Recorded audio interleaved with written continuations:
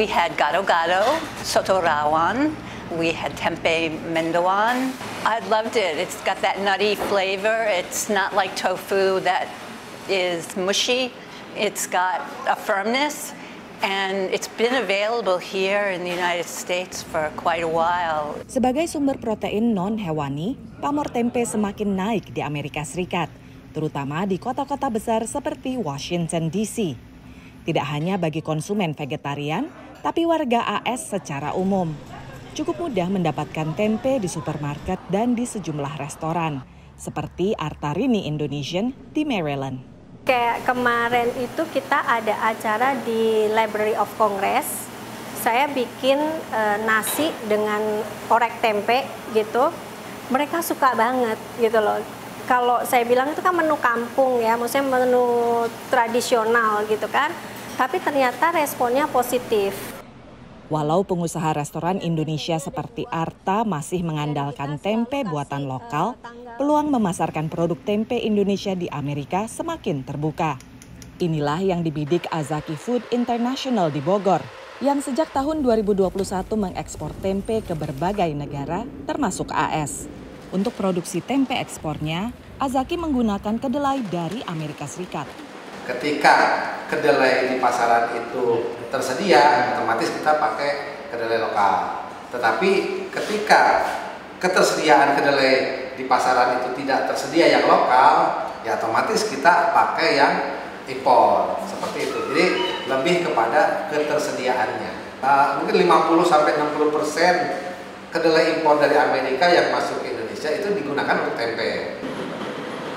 Sejak 2015, Azaki bekerja sama dengan US Soybean Export Council atau USEC, organisasi nirlaba yang mempromosikan kedelai produksi AS dan turunannya ke pasar global. Lewat Indonesia Tempe Industry Upgrading Program, USEC memberi pelatihan kepada ratusan pengusaha tempe tahu di seluruh Indonesia.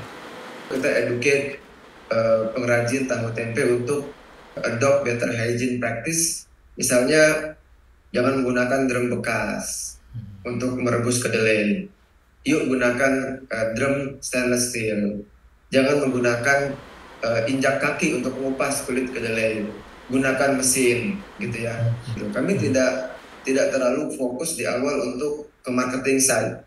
Karena kalau kita mau fokus ke marketing, kalau mereka belum beres produksinya ya percuma gitu kan.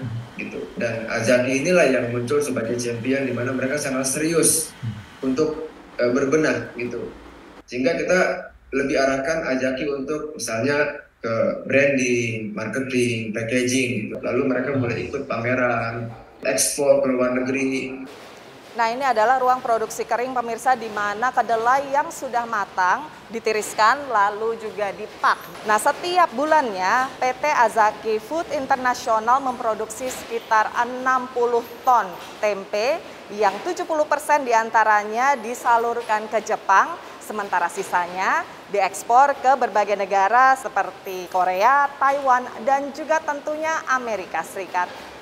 Dan yang menarik adalah orang-orang Amerika sendiri menginginkan tempe dari Indonesia sebagai negara asal. The Indonesian is more flavorful. I think that there's more of the whole soybean or pieces of the soybean. It's just got a much nuttier flavor. You don't need to add anything.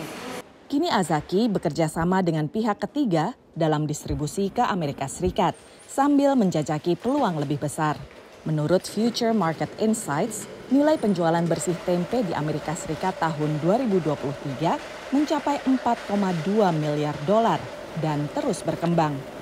Dari Bogor, Jawa Barat dan Kensington, Maryland, Aryatna Budianto dan tim VOA.